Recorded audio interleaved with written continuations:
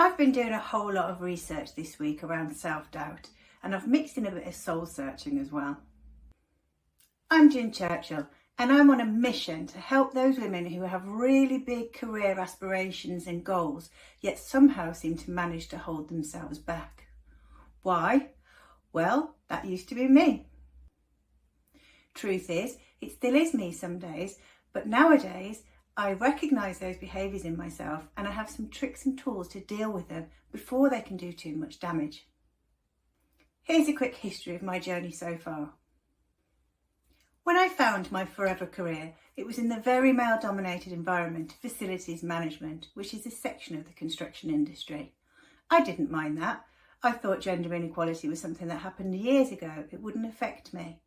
I could do everything the boys could do, but boy was I wrong. As I got older and started going up the management layers a little bit, I started to notice there were fewer and fewer women around, whether that was because they'd chosen family life over career life, or they weren't achieving the success that the boys were, but bit by bit it was getting more and more male dominated. It was around about the same point that I realised my own self-confidence had massively subsided, and I was at an all-time low.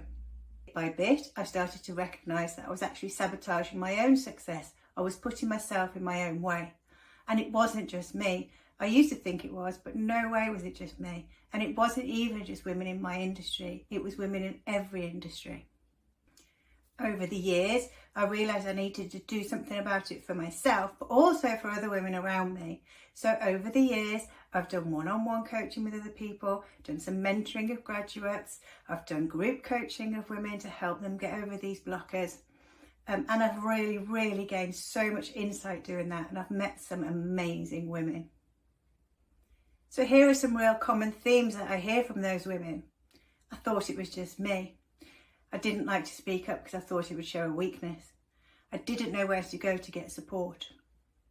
Even I didn't know there was a solution to the problems that I was facing. So here we are today.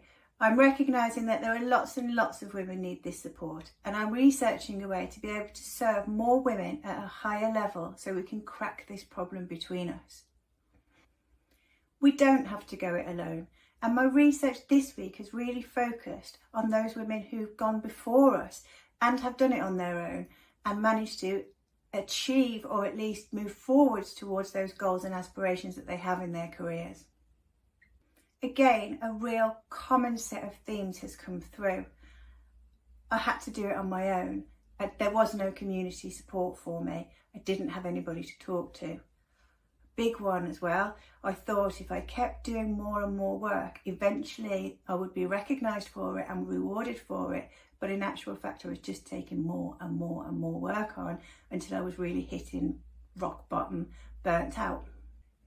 So one of my research questions I've asked these women this week is, where did you go for support? Where are the women hanging out who need this help?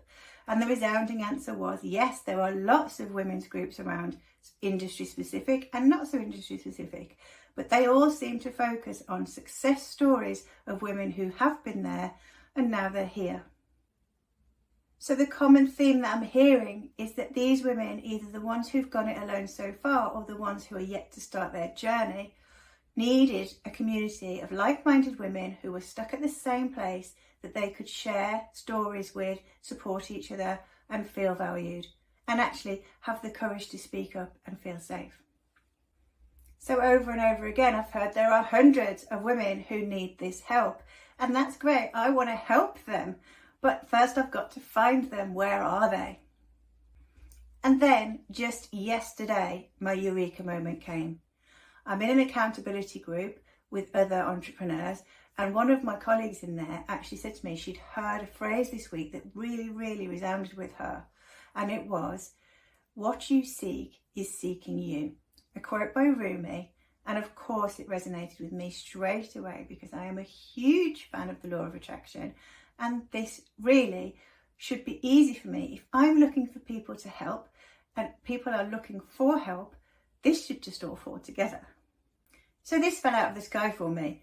If there is no community for these women to feel safe to speak up, to feel heard, to feel valued, then I need to create one. So I've done just that. I've created a Facebook group where women who are suffering with self-doubt can feel safe, valued, heard and supported. So as I said, this was a eureka moment yesterday, so it is very early in the planning and I would really appreciate some contribution to that. I've got a name, I'll tell it with you in just a second. My intention is to go live in there once a week to answer any questions that you might have, and if that scares you to death, don't worry, you could ask questions anonymously, that's absolutely fine, and we can go ahead like that.